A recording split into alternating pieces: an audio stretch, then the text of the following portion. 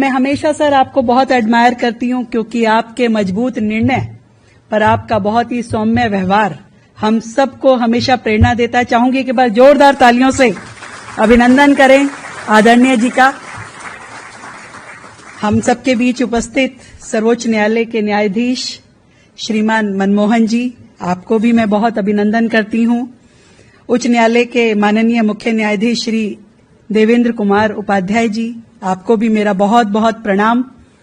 आज का ये इवेंट सच में भविष्य को लेकर के बहुत सारी बातें कह रहा है और थोड़ा घबरा रही हूं इतने महत्वपूर्ण लोगों के बीच में, जो कि हर शब्द को पकड़ने का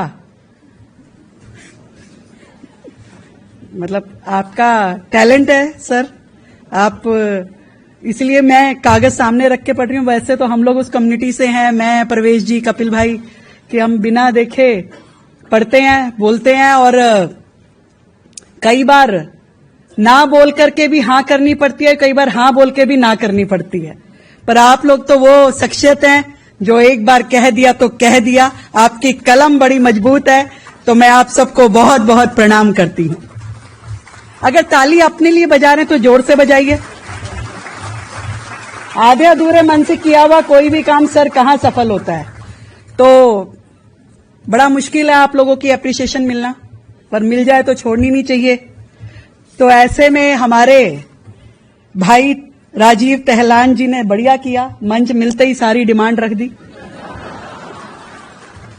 उन्होंने सोचा कि भी आदरणीय जी, माननीय जी सब लोग मंच पे है तो सबको एक बार में बातें कह दे, और मुख्यमंत्री जी को भी आपने सारी डिमांड कह दी। अच्छा किया, हम सबके लिए बहुत जरूरी है। पर आज का अवसर बहुत ही शानदार है, जबकि आदरणीय चीफ जस्टिस साहब के हाथ से ये रोहिणी सेक्टर 14 में जो नई फैमिली कोर्ट कॉम्प्लेक्स बनेगा, उसका शिलान्यास का ये अवसर है, जिसमें 18 कोर्ट रूम होने वाले हैं और बहुत ही शानदार ये बिल्डिंग बनेगी। आप सबने बाहर डेमो भी देखा, play area, feeding room, conference room, बहुत सारी फैसिलिटीज के साथ में जब ये इंफ्रास्ट्रक्चर बनेगा, वो आने वाले समय में हमारे जितने डिस्प्यूट होते हैं, हमारी न्याय प्रणाली को बहुत ही मदद करने वाला है।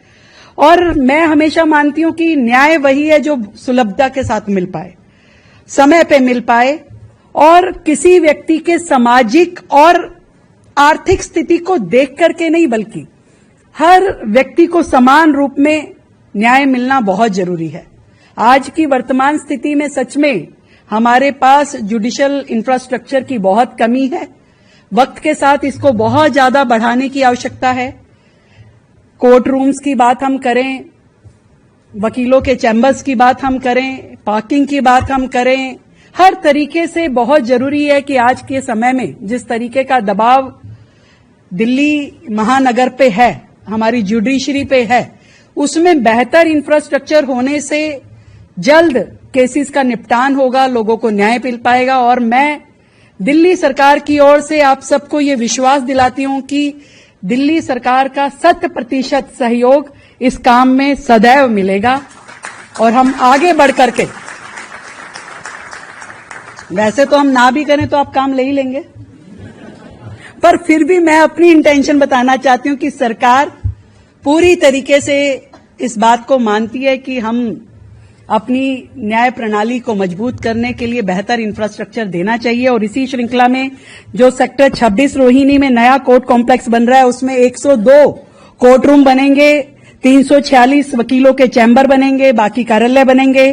कड़कड़डूमा में भी जो नया कॉम्प्लेक्स बन रहा है, उसमें भी 50 कोर्ट्स और ऑफिसेस की जगह बनाई जा रही है। शास्त्री पार्क में जो नया कोर्ट कॉम्प्लेक्स है, उसमें भी 50 कोर्ट्स और वकीलों के लिए कुछ डेस्क स्पेस बनाया जा रहा है, कार्यालय बनाए जा रहे हैं। कुल मिलाकर के 220 नए कोर्ट रूम्स की हमारी प्लानिंग है और लगातार इसको आगे भी बढ़ाना, जुडिशियल रेजिडेंस जो प्रोवाइड करने हैं उस पर भी हम काम कर रहे हैं और बेहतर भविष्य के लिए बेहतर वर्तमान हो, इस पे लगातार सरकार का प्रयास है। मैं इतना कहना चाहती हूं आप सभी को शुभकामनाएं देते हुए कि आप सबने अपने जीवन में तो ब्लैक एंड व्हाइट का रंग चुना, परंतु आपने बहुत सारे लोगों के जीवन में बहुत सारे रंग वापस भरने का काम जो किया है, इसके लिए आप सबको मेरी ओर से बहुत ढेर सारी बधाई, शुभकामनाएं। और इसी तरीके से हम लोग मिल करके, सरकार और हमारी न्याय व्यवस्था मिल करके दिल्ली के लिए बेहतर जुडिशियल इंफ्रास्ट्रक्चर क्रिएट करेंगे, ऐसी मेरी कामना है। Thank you so much. Thank you, ma'am. Honorable Mr. Justice Devendra Kumar Upadhyay, Chief Justice of Delhi High Court, has infused a new dynamism in the working of the judiciary in Delhi. Sir has always been there to guide us and mentor us and has led from the forefront when any issue regarding infrastructure for the district judiciary comes up, whether it be court complexes or residential complexes for judicial officers. I now request Sir to kindly address us. Honorable Mr. Justice Suryakant, Chief Justice of India, Honorable Mr. Justice Manmohan, Judge Supreme Court of India, Honorable Srimati Rekha Gupta, Chief Minister of Delhi, my brother and sister judges of Delhi High Court, Shri Pravesh Sahib Singh Verma, Minister for Public Works Department, Shri Kapil Mishra, Minister for Law and Justice, Delhi Government, the Chief Secretary, Additional Solicitor General, the Commissioner of Police, Principal Districts and Sessions Judges, Principal Judges Family Courts, Registrar General of this Court, Registrar Vigilance, Principal Secretary Law and Justice, Government of Delhi and other secretaries to the government, judicial officers, Shri Hariharan, President of Delhi High Court Bar Association, Shri Tehlan, President Rohini Court Bar Association, learned mediators, office bearers of Rohini Bar Association, members of the bar, the architect of the project, the Chief Engineer, Public Works Department, ladies and gentlemen. A very good evening to all of you. I wish you all my pranam on behalf of the entire High Court. I shall begin by expressing my gratitude to Honorable Chief Justice of India, who has graced this occasion with his special presence. He has been at the forefront when it comes to judicial infrastructure across the country and is deeply committed to shaping the future of justice system in different parts of the country. We are honored to have him amongst us today. We are equally delighted to have Justice Manmohan with us, who is our own and has steered some key initiatives during his tenure here in Delhi High Court as a judge and later as the Chief Justice of this court. We are undoubtedly benefited by some of the notable projects initiated by him. We are equally honored to have amongst us Srimati Rekha Gupta, Honorable the Chief Minister of Delhi.